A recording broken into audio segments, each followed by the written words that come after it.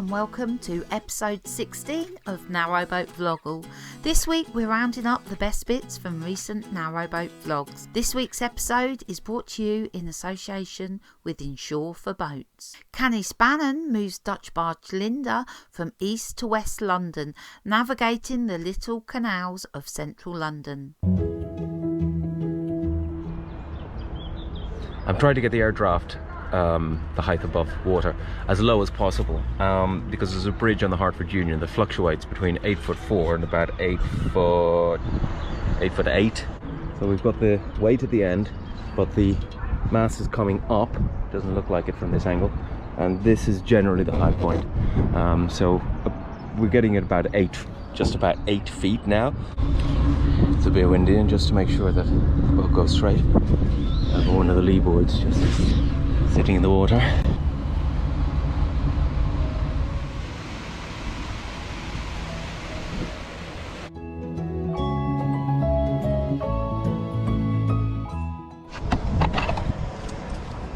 let's have a look. Oh, lovely jacket.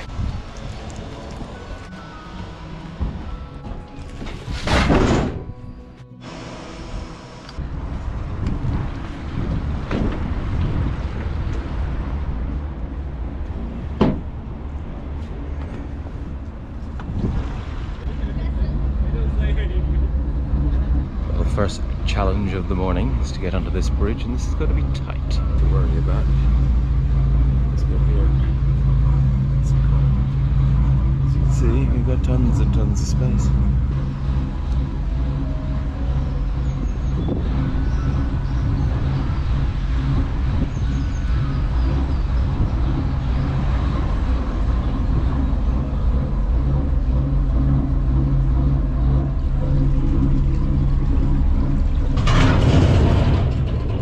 Robbie Cumming is ready to leave the dry dock after a 3-stage epoxy blacking. Welcome back to the Northwich Dry Dock. It's been a while since my last video, so let's just recap what's happened. I've had the hull scraped away so we can see what's left of it, but it did pass its survey, and we only found a few things that we needed to keep an eye on, such as this hole here. But it's fine, we can get this fixed with the help of the lovely people at Northwich Dry Dock Company. There are 2 ways of blacking your boat. 1, you do it yourself, or 2, if you're lazy like me, you employ experts to do it for you. I don't believe on scrimping when it comes to the hull. Despite it being below the waterline, I want to have the toughest finish. So these are the steps that we're going to take. Step 1, add some aluminium primer. So this is aluminium flakes within this paint that can go on surfaces that aren't completely bare, and it will provide the best anti-rust protection possible. Next, we slap on a 2-pack epoxy paint. 2-pack meaning 2 parts. So there's one it's an epoxy resin, and the other one is a hardener. And although that combination does create an incredibly tough layer of paint, it can get dulled by ultraviolet light. So the last coat to go on is a show coat to make everything look shiny. It all looks so good. Lovely glossy finish to it. And I've kept the anodes on because they're fine. So I've saved a bit of money there.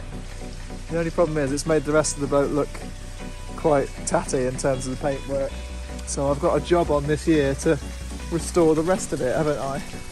But there's no rush, and you know, canal time, isn't it? So I'll do it tomorrow. Fantastic, I'm so happy. Naughty lass with a new coat of paint. Danni and Joe are sanding 24 scaffold boards to be used as floorboards on their narrowboat. We had some ideas that we wanted to use scaffold boards for the floor. We wanted to find some reclaimed ones, but we've just been messed about so many times that Joe's just got some from work, and we've got new scaffold boards, which is lovely, and they'll be all clean, but it just means we've got a lot more work to do. We've got to sand them, oil them. With the reclaimed scaffold boards, I know they get more and more popular for furniture and stuff, but I didn't realise quite how popular they got, and I literally can't get hold of them. They're real like splintery, aren't they? Yeah. They're nice though. They're nice colour. I think we're going to use like a light / clear varnish, so it keeps it nice and light, keeps the boat nice and light. Yeah, I love them. So before we start sanding, I'm going to have to take the metal bands off the end of the boards, which is probably one of the most attractive things of the boards, and which is why people like them, because they look quite rustic, but we just don't need them. So off they come. Yeah, it's going to be harder than we think.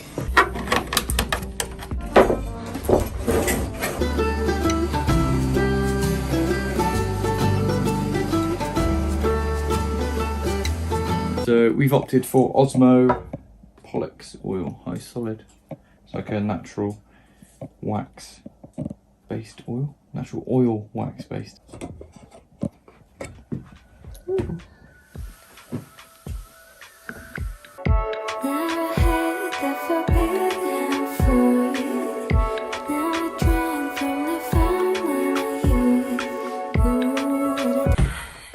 Three down, 21 more to go. The Beery Boaters narrowboat moves to the fit-out field where the DIY begins. Well, just arrived. First things first. In the real world, I'll be making a pot of tea. Well, cup of tea. Got no electricity yet, so let's do the next job. Get some sort of hook on the wall. A sophisticated coat hook. That should do it. There we go. Any visitors can put their coats on the banisters at the bottom of the stairs. Well, if we had any. Let's just have a quick wander around. I've got a stainless steel water tank here, which is all spray foamed, and I must say the spray foaming in here, on here, has been done absolutely brilliantly. Everything's been taped, most of it's been pulled off. There should be very little cutting back to do. It's a reverse layout, so this will be the bedroom area. 2 portholes at this side. You'll notice the frosted porthole here. This will be the bathroom area. I've not decided yet whether to have a walk through or a corridor bathroom. The way I've designed my window placements, it gives me the options. Tim and Sam from Chugging Along prepare, maintain and improve their narrowboat in readiness for their 250-mile journey. We have started our international narrowboat journey all the way up to Llangollen, where we'll be going on the Kennet and Avon, the River Thames, the Oxford Canal through Birmingham, the Shropshire Union, and hopefully on those 2 beautiful aqueducts. So yeah, very exciting times, isn't it? Very exciting. So Tim, how did we actually prepare for our travels? Well, yeah, we had quite a lot of preparation to do, didn't we? Because we were setting on this big journey. So the day before, we set a list of jobs to do. And the first job that we did was put our new centre line on. So the centre line is the middle rope, and it was quite annoying for us because we were, when the towpath changed sides, we were always trying to flip the centre line over the solar panels. So a simple solution to that was to get a second one, which we did. Another thing to do is a job that I always like to do, which is clean the solar panels. I just thought, I don't know, there's something very satisfying. It's your pet project, basically. Yeah, it is. I don't know, I just feel good that, you know, you get higher efficiency when you clean it. So yeah, I do enjoy that. Another one was repacking the stern gland. So the stern gland it's a thing that you turn 3 times every time you cruise, because it stops the prop shaft just dripping water into the boat. So this sort of has a waterproof grease that just stops water getting inside your boat. New start, new journey. And we also topped up our diesel as well and added a bit of diesel fuel cleaner in there, just for extra measure, just to make sure that everything would be fine whilst cruising. It was next morning, Tim, and it was time to go. So, how did that go?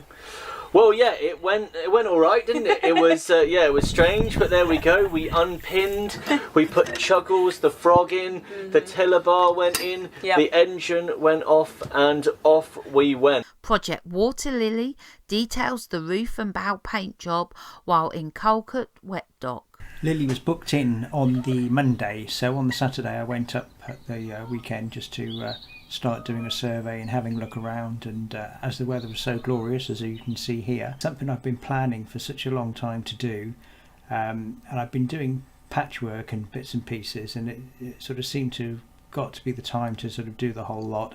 So I started doing research on YouTube, loads of videos on how to paint, so I thought, well, why not? What's the worst that can possibly happen? Oh, here we are.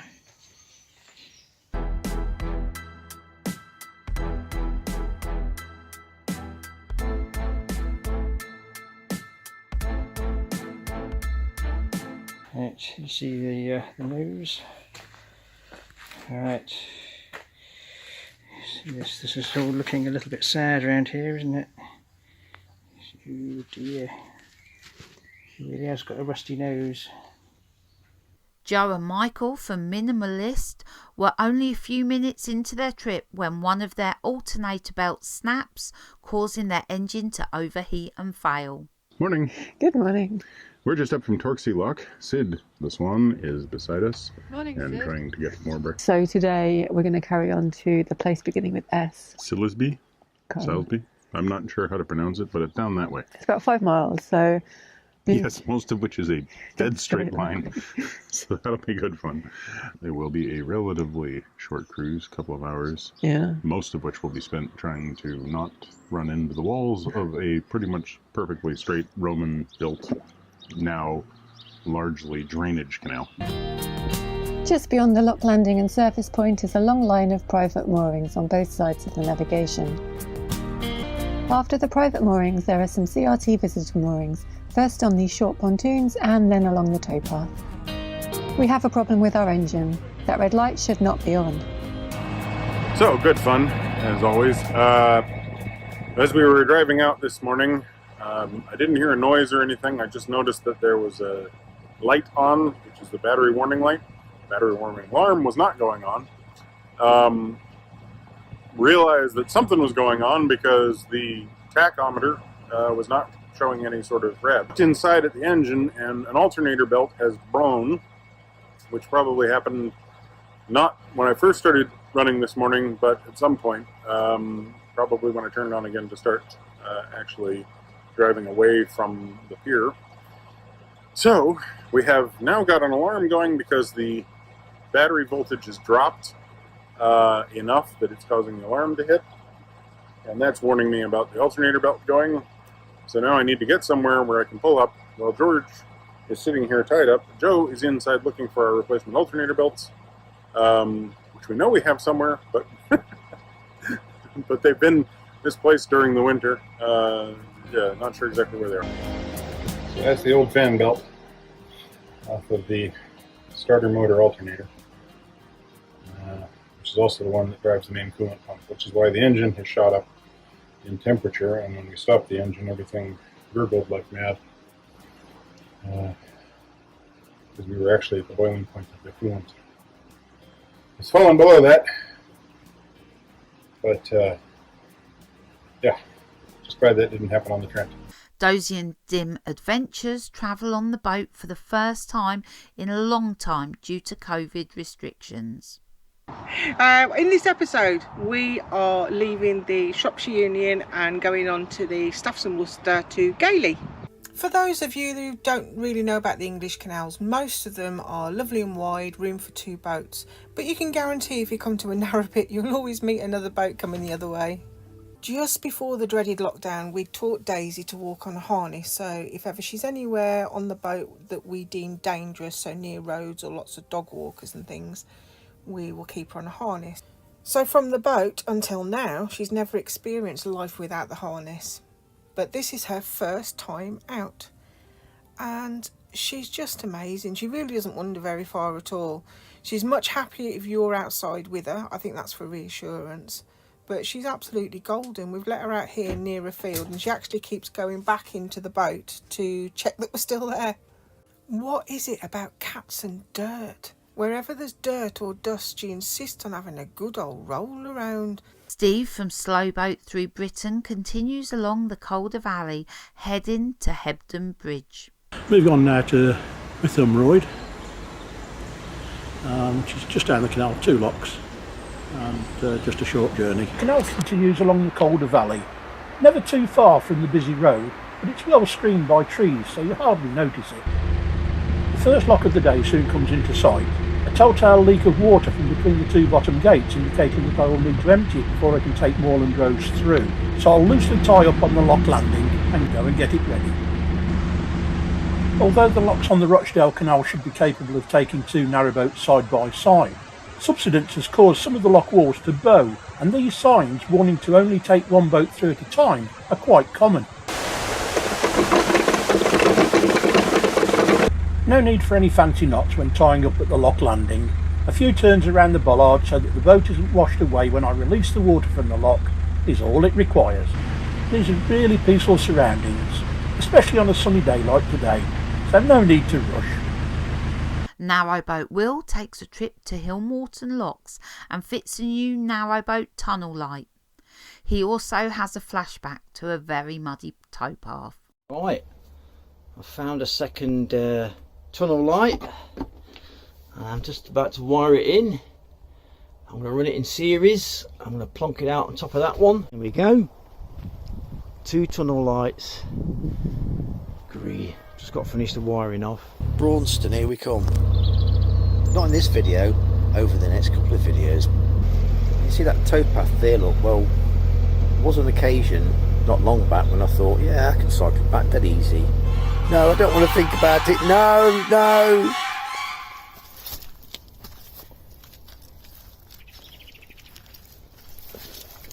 Shit.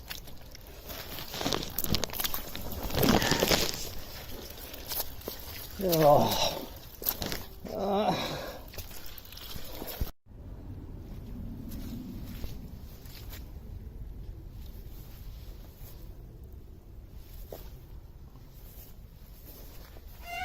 No.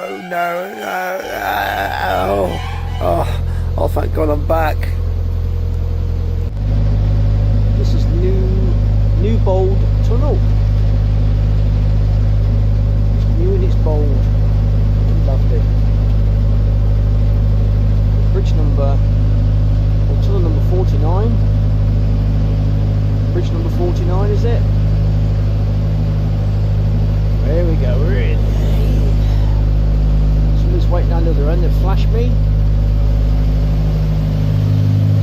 What's that, isn't it? Yeah, look, eh? Well, there's an aqueduct here, look. Going over Duck Road.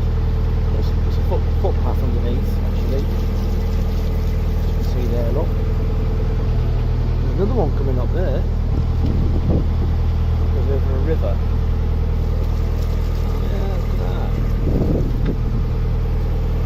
Making new memories get their engine serviced and Tony gets taught the basics. So I'm going to teach Tony how to do a basic engine service. So after this he'll be able to do his own. We've got 2 engines. He's got the main drive engine and he's also got a generator, which we're going to do later. Okay, so this is your hand pump, which pumps the oil out the sump into a container. And how many litres of oil are we talking about? Well, my 43's got 6 litres in, but I'm not sure how much this has got in it. Now then, before we screw that on, it's got a rubber seal there. Yeah, which is very dry. And so what we want to do is just dab some oil on there. Yeah, just so it goes on as much as you can with your hand. Right. Yeah. Check the dipstick. Yep. Let's have a look. Yeah, that's coming up. We've now changed the oil filter, changed the oil, and we're moving on to the fuel system. Barely floating travel through the city of Lancaster to the Loon Aqueduct. Today's trip we're going to take from Old Cliff all the way to the Loon Aqueduct and back again.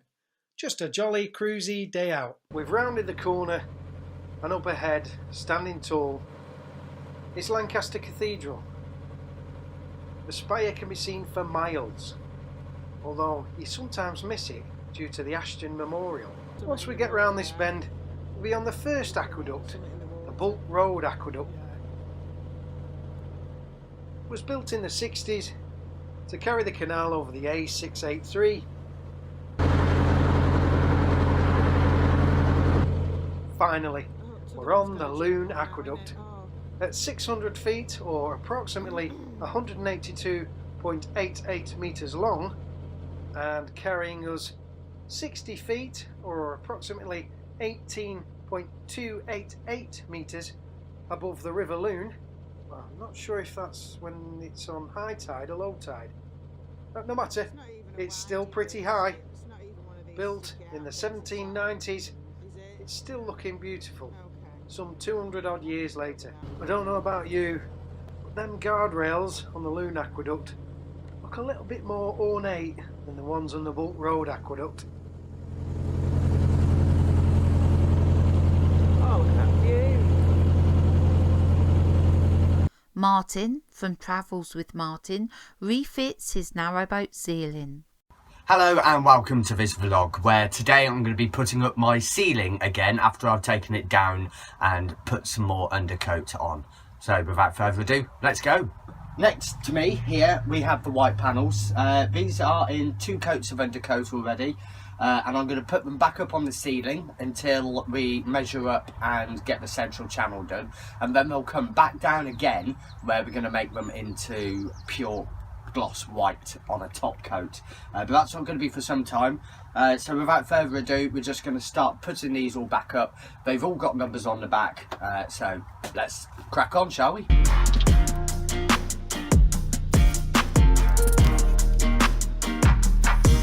A fair bit of time later, and as you can see, the roof is back up again. The centre channel is going to go in next, but first of all we need to get some wiring looms up, but that will be featured in the next vlog. Never enough cruising, leave their mooring at Sam Farmer's Lock and head up to the summit of the Kennet and Avon Canal. Hello and welcome to this week's vlog. We leave our lovely mooring just above Crofton and take a canal cruise up to the summit.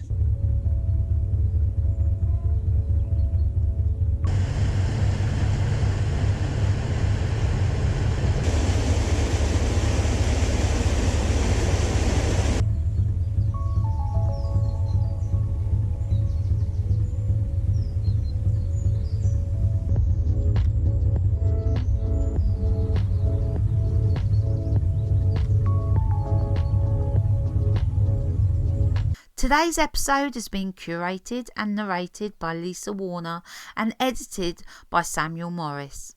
This episode has been brought to you in association with Insure for Boats. Head over to vloggl.com to find out more.